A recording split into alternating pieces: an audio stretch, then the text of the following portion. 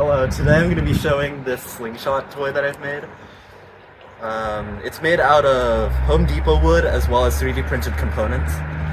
The 3D printed components are made out of PETG. Apart from the main part with the trigger and the rails that reduce the friction, it has this firing piece that is meant to be the projectile and also engages directly with the trigger as well as the rubber band, and it comes out the barrel, the rail, so to speak.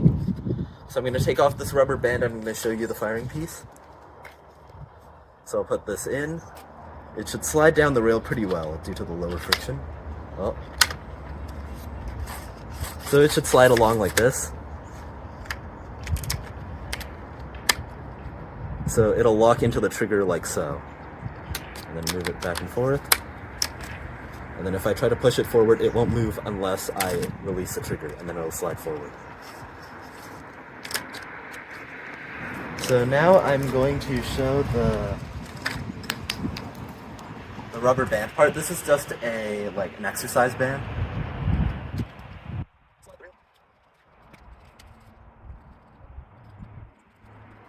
So you could just pull it directly like this, or you could put this down on the ground.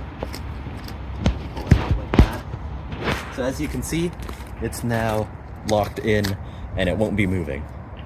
And then when you pull the trigger, it'll go forward.